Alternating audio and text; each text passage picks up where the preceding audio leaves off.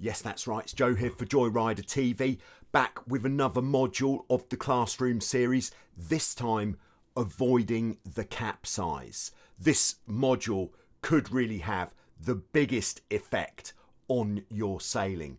Having completed this module, I would strongly think that you will be capsizing much less than you did before, or if you haven't yet capsized, you will be able to read the signs, which means a capsize is looking pretty imminent, and you will know how to respond to avoid that capsize. There are many different ways in which we can capsize a catamaran.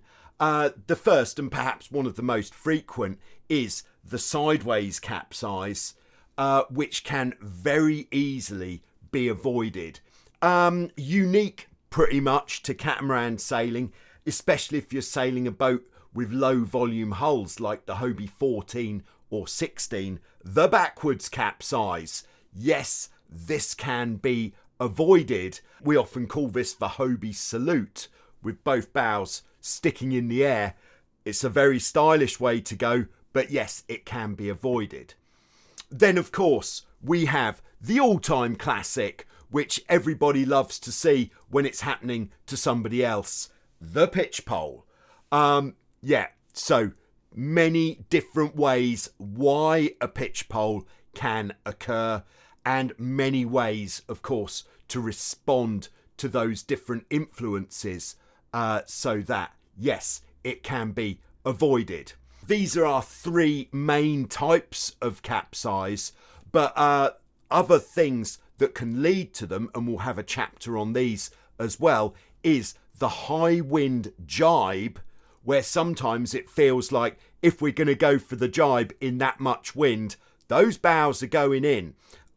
So we're going to be taking a deep dive into how we can go about the high wind jibe, reducing the chance of the capsize there.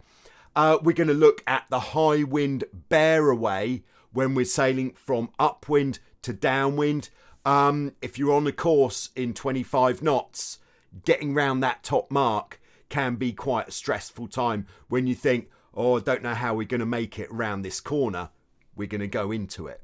And then finally, for those of you who do, we're going to be looking at reasons why you might capsize with the spinnaker up and how that can be avoided. Any capsizes that do occur, we would prefer that they occur because you are pushing the limits, not because you are out of control or because you're responding too slowly.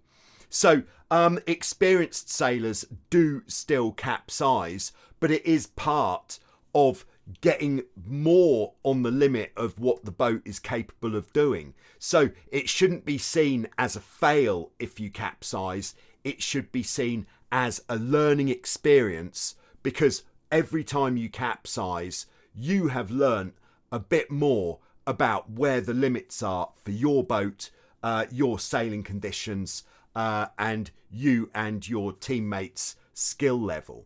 Each chapter is going to be broken down into conditions where this type of capsize might occur, the early warning signs that perhaps your boat isn't responding correctly to what you are doing to it, how and when to respond to these warning signs, and preparations that can be made or strategies that can be employed which will reduce the risk of a capsize.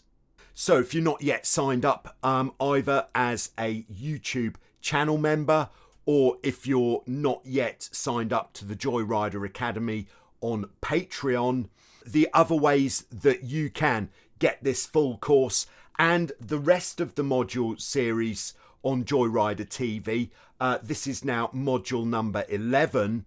You can buy the whole course as just a single time purchase, so then you'll have 20 modules, each of which is an hour or more long. So that is a lot of information for you to digest, which is going to give you a deeper understanding into catamaran sailing, how the boat works, how you can get more out of your boat, and so that less of your sailing is just down to chance, more is because it's informed.